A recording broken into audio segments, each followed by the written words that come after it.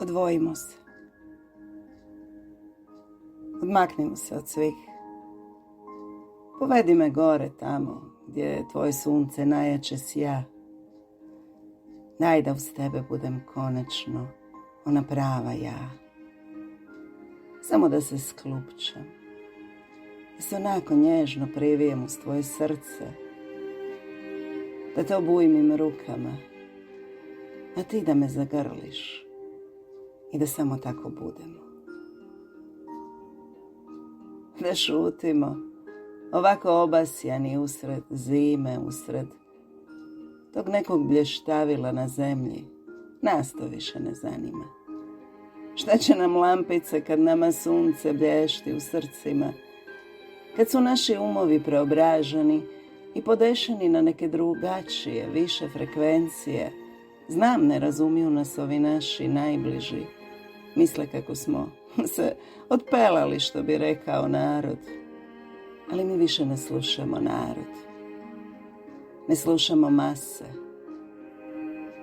Ja sam se odazvala na onaj uski put. Razumjela sam. Ti si otvorio vrata, ja sam ušla, nisam se pitala što me čeka iza. A dočekalo me sve. Dočekalo me sunce. Dočekao me neki drugačiji unutarnji život. Sve o čemu si ti pričao kroz svoje prispodobe. Sada je razumljivije, sada je sve i vidljivije.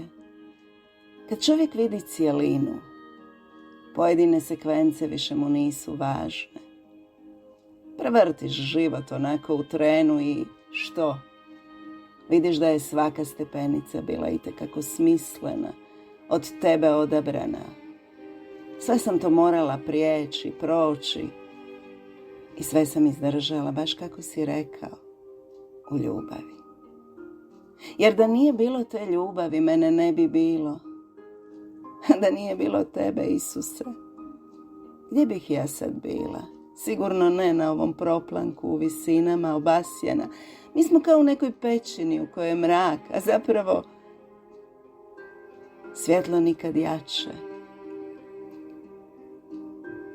Hvala ti što se mogu odmoriti na tvojim rukama. Hvala ti što više ne tražim ono što sam nekad stavila u ciljeve, zapisivala kao planove. Jedini plan je tvoja volja.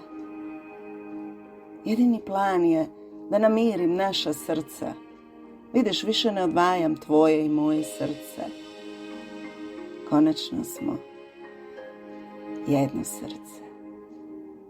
Dva srca u jedno.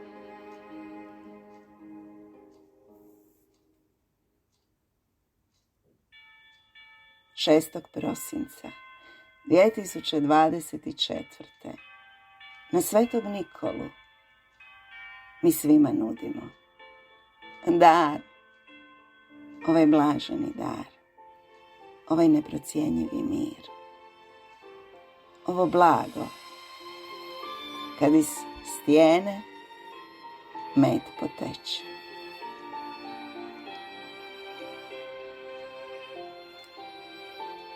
Mirjana Franz Benz.